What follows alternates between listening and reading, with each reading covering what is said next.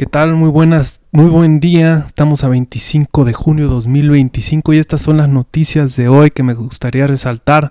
Son dos muy concisas y también vamos a mencionar a dos santos que me llamaron la atención y un comentario sobre la liturgia. Primera noticia, hoy fue el jubileo de los obispos. El Papa se reunió con los obispos en Roma. Atravesaron la Puerta Santa, renovando su compromiso a seguir a Jesucristo. Y el Papa recalcó lo que Pablo dice en Romanos 5:5, la esperanza no defrauda. Ese fue como el tema principal de su discurso. Y la esperanza no viene de nosotros, sino de Dios. Y aquí una cita. El pastor es testigo de esperanza con el ejemplo de una vida firmemente anclada en Dios y totalmente dedicada al servicio de la iglesia. También dice el obispo es principio visible de unidad, ¿no? Es algo que vemos, que podemos identificar y nos recuerda que la iglesia es una. Debe llevar a la comunión entre todos y con la iglesia universal. También dijo, se le da una gracia divina especial al obispo en la ordenación episcopal. Y aquí una cita. Ella lo sostiene como maestro de la fe, como santificador y guía espiritual. Anima su dedicación al reino de Dios para la salvación eterna de las personas, para transformar la historia con la fuerza del Evangelio. Esto me encantó, transformar la historia con la fuerza del Evangelio. Me recuerda algunas frases del Papa Francisco, donde decía que debemos ser fermento del Evangelio en las estructuras de la sociedad, ¿no? Y luego, debe ser un hombre de fe y esperanza, y aquí en su homilía cita a Hebreos 11:1, la fe es la garantía de los bienes que se esperan, la plena certeza de las realidades que no se ven, ¿no? Las realidades espirituales que están presentes en nuestra vida actualmente y las de la vida eterna, ¿no? Cuando el camino se hace difícil, no desesperar, ¿no? O sea que los obispos deben transmitirnos eso, ¿no? Transmitirnos esa paz. Debe tener caridad pastoral, un corazón abierto y accesible a obispos auxiliares, diócesis vecinas, en la predicación, en las visitas a las comunidades, en la escucha de presbíteros, diáconos y en las decisiones administrativas también. Y bueno, me encanta porque aquí la Biblia hace mención de pues sí, que el obispo debe ser tal y tal y tal y tal, lo hace mención en 2 cartas, ¿no? Entonces esto es como una renovación de esas características. Otras virtudes, la prudencia pastoral, la pobreza, la perfecta continencia en el celibato y las virtudes humanas. Y sobre la pobreza menciona aquí una cita. Personas pobres deben encontrar en él un padre y un hermano sin sentirse incomodadas al encontrarse con él o al entrar en su casa. Está personalmente desapegado de las riquezas. ¿Ok? Y otras características.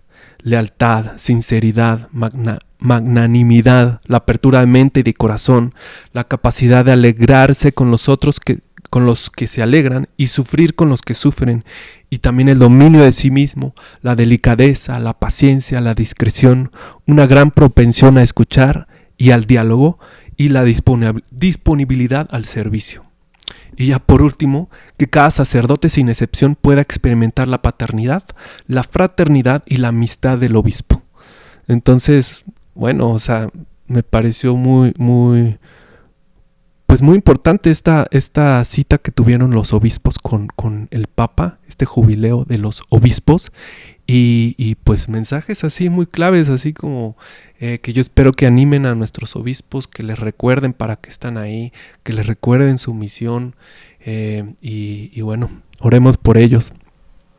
Otra noticia que me pareció importante compartir, es que el Dicasterio para el Servicio del Desarrollo Humano Integral, por si no sabían que existía, lo repito, Dicasterio para el Servicio del Desarrollo Humano Integral, publicó una nota ayer, la llamó Jubileo 2025 Condonación de la Deuda Ecológica. Ya con el nombre, o sea, está todo el mensaje. Jubileo 2025, o sea, por razón del Jubileo 2025, está proponiendo esto, la condonación de la deuda ecológica. ¿Qué es eso?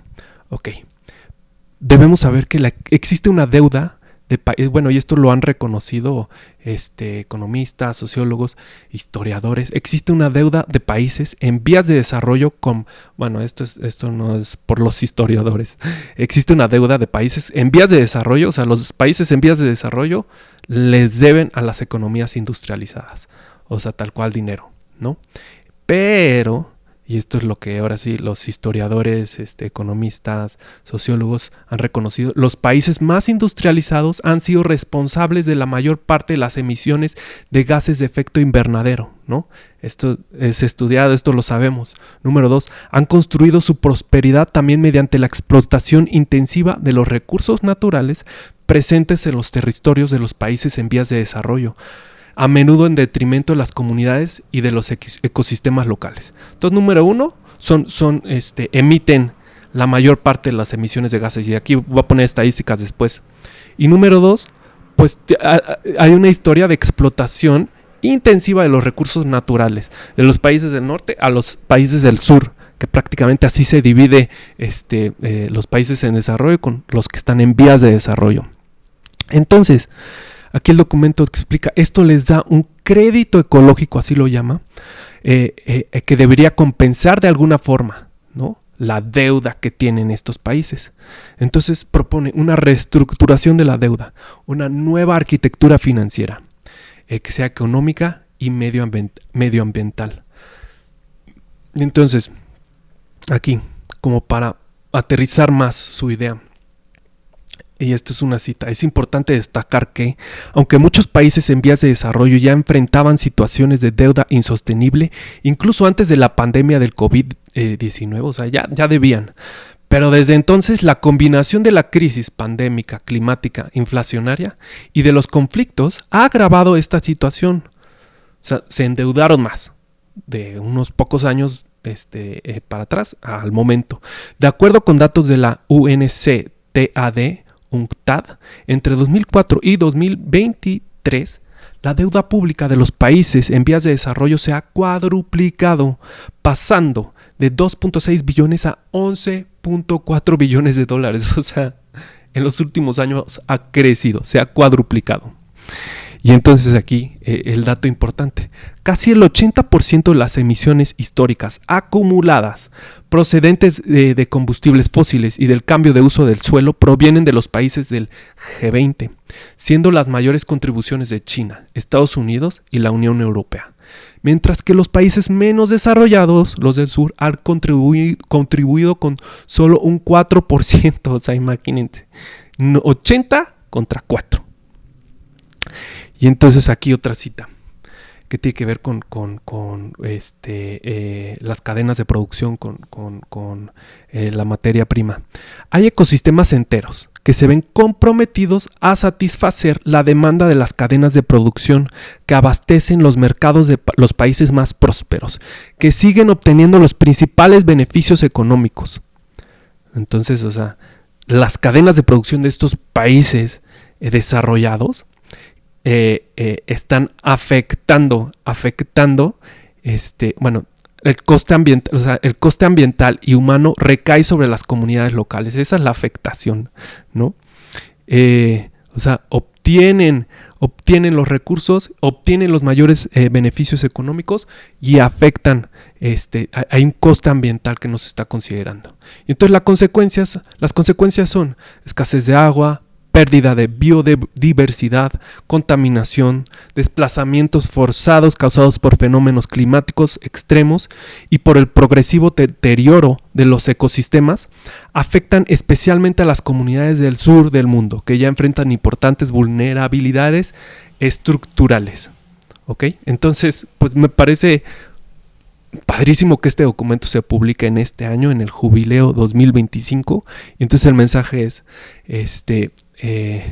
pues sí, que se perdonen las deudas, que se reestructure la deuda.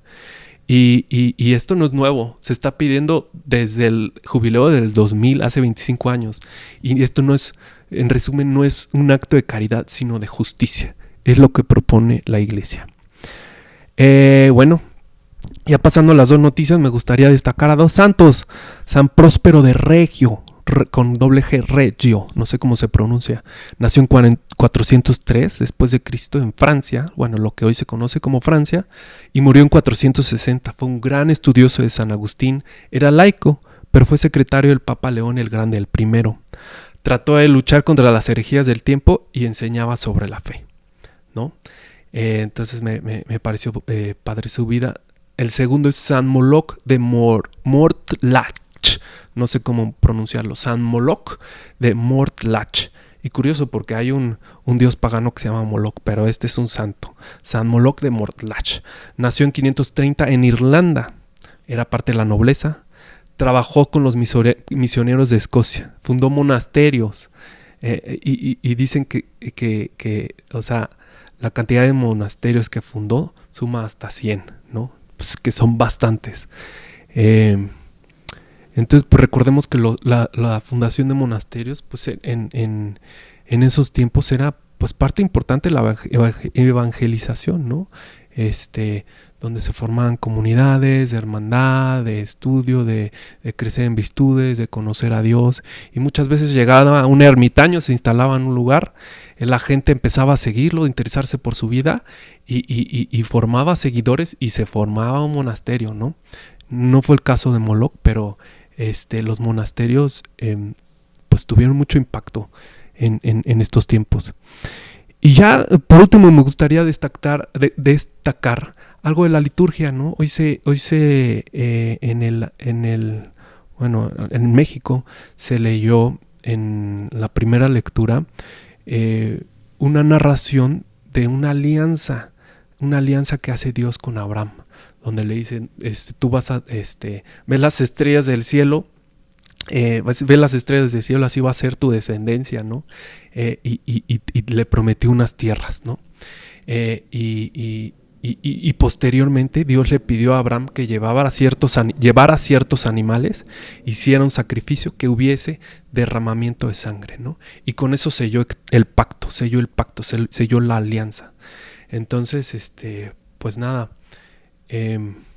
como recordar todas las alianzas que Dios ha tenido con el pueblo de Israel, es como recordar la fidelidad de Dios, las promesas de Dios, y recordar nosotros como cristianos que la muerte de Jesús en la cruz fue ese derramamiento de sangre, fue lo que selló la nueva alianza en la que nosotros estamos, ¿no? La nueva y última alianza, en donde pues Dios perdonó todos nuestros pecados y pues nos prometió la vida eterna, ¿no?